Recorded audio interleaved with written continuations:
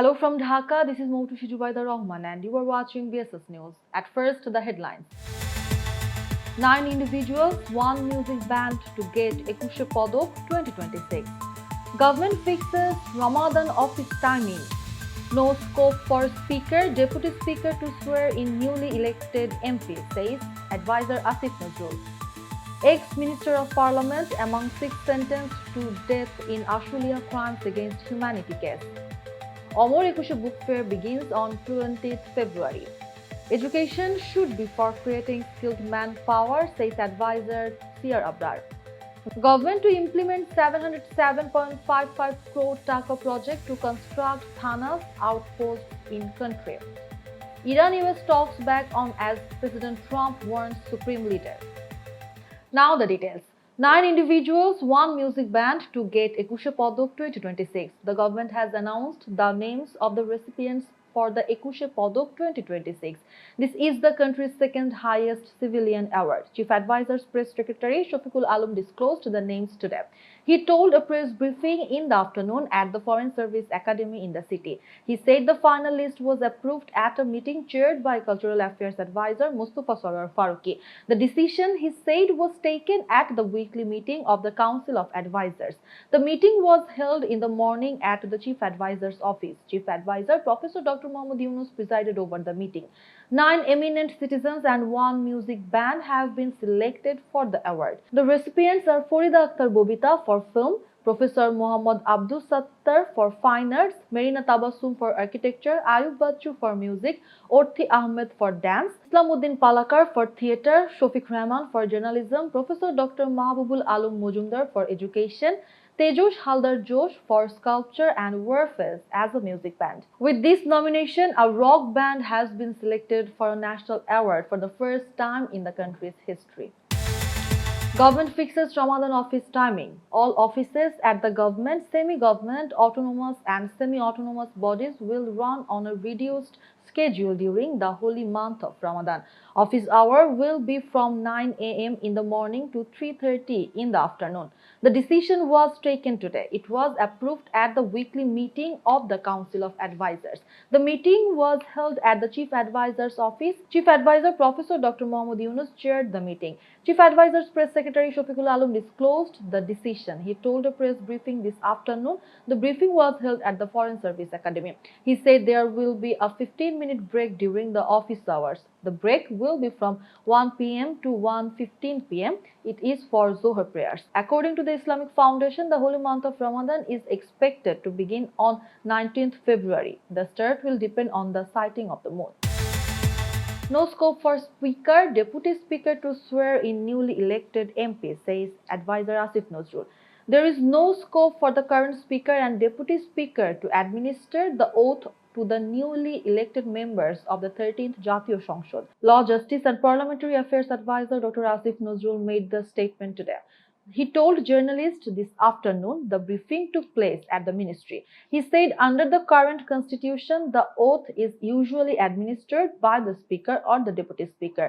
In the present situation, he said one of them is unavailable and the other is in jail.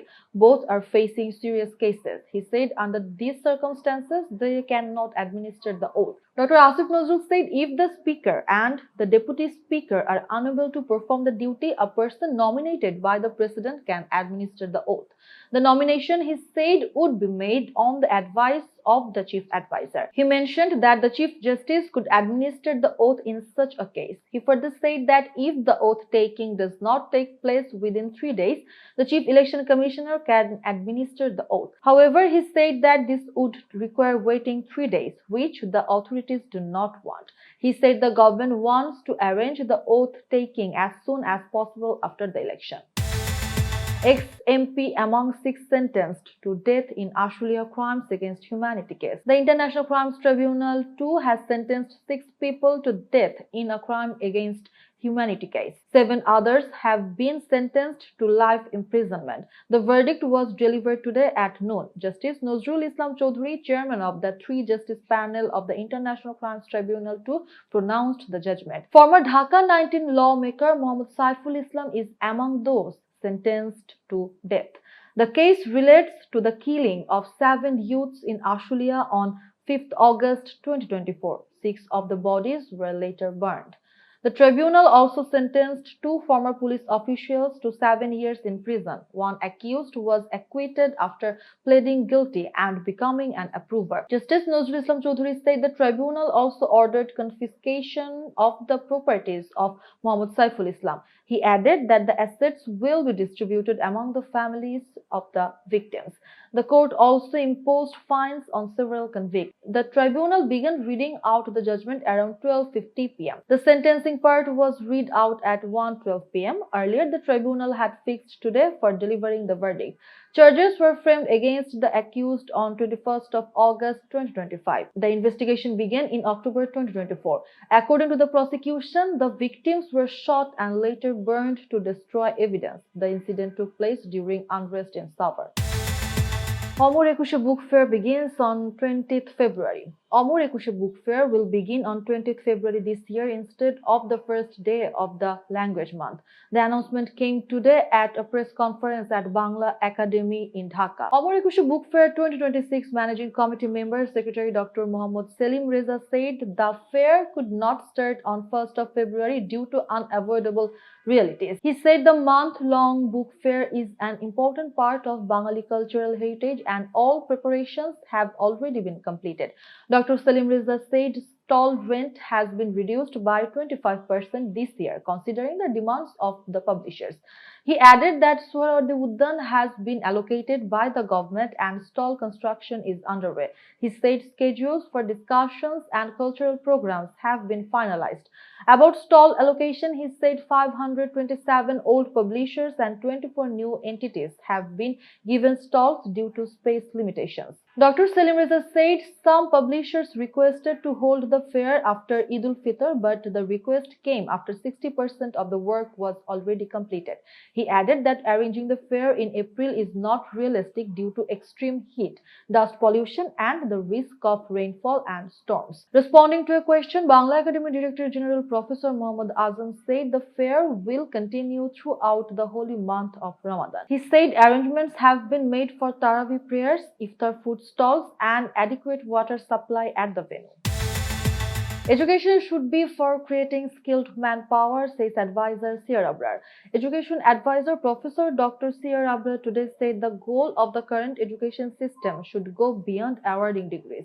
He said it must focus on creating skilled, innovative, and technology-friendly human resources. The advisor was addressing the inaugural ceremony of the Robo Carnival at Bangladesh University of Engineering and Technology as the chief guest. Professor Dr. CR Abrar said the world is facing the challenges of the fourth industrial revolution. He said artificial intelligence, robotics, data analysis, and automation are rapidly transforming the global economy and society.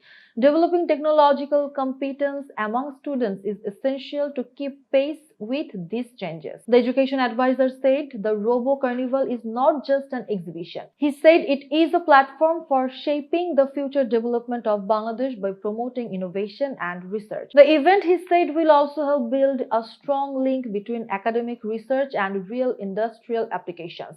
Talking about the theme of the event, robotics driven by artificial intelligence for the future energy and power system, the advisor said artificial intelligence and robotics can ensure sustainable development, security, and efficiency in the energy sector. He further said Bangladesh must reduce dependence on foreign technology and become self-reliant through local research and innovation. The Robo Carnival was jointly organized by Bangladesh University of Engineering and Technology and Northwest Power Generation Company Limited, a state-owned power company. Government to implement 707.55 crore taka project to construct thanas outposts in the country. The government has approved 707.55 crore taka development project to strengthen law enforcement infrastructure across the country. The project aims to construct police outposts, investigation centers, camps, river police centers, railway police stations, tourist police centers, and highway police facilities at various locations nationwide. The project will be implemented implemented by Bangladesh Police under the Ministry of Home Affairs. The approval came from the Executive Committee of the National Economic Council at its recent meeting. According to Planning Commission officials, the project will be fully financed by the government of Bangladesh and implemented by September 2028. It will cover 48 districts across all 8 administrative divisions. Officials said the objective is to enhance police efficiency by ensuring proper office and residential facilities, enabling faster and more effective law and order management. Addressing the meeting, Planning Advisor Dr. Wahiduddin Mahmood said the project includes facilities for river police, railway police, tourist police, highway police, immigration police, and various checkposts. He said many police units currently lack proper accommodation and facilities which should have been ensured earlier. Talking to Bangladesh Sangbad Sangstha, a planning commission official said the project includes civil construction, procurement of furniture and equipment, computers for the project office, and landscaping and afforestation work. Iran-US talks back on as President Trump warns Supreme Leader. Iran and the United States on Wednesday said they will proceed with nuclear talks in Oman later this week, despite rising tensions between the two countries. The talks are now scheduled for Friday in Muscat, according to both sides. Iranian Foreign Minister Abbas Araghchi said the talks have been finalized and thanked Oman for making all necessary arrangements. A White House official also confirmed that the meeting will take place in Oman on Friday. Uncertainty had earlier surrounded the talks amid reports of disagreements over the venue and agenda. The situation had raised fears of renewed United States military action against Iran. Meanwhile, US President Donald Trump increased pressure on Iran's leadership. In an interview with United States broadcaster NBC News, President Trump said Iran's supreme leader Ayatollah Ali Khamenei should be very worried. He also said the United States had detected plans by Iran to develop a new nuclear facility following recent strikes on Iranian nuclear sites during Israel's June conflict. President Trump said Iran was warned against pursuing any new nuclear site. The US president has deployed a United States aircraft carrier group to the region. On Tuesday, a United States aircraft shot down an Iranian drone, while Iran has threatened retaliation if attacked. Earlier on Wednesday, US Secretary of State Marco Rubio said Washington is ready for talks but insisted that negotiations must include Iran's nuclear program, ballistic missile capability, and regional activities. Iran has previously rejected discussions on its missile program, calling it a matter of self-defense. The developments come amid heightened internal pressure on Iran and the ongoing regional instability. That's all for now. For more information, visit bssnews.net. Thanks for watching.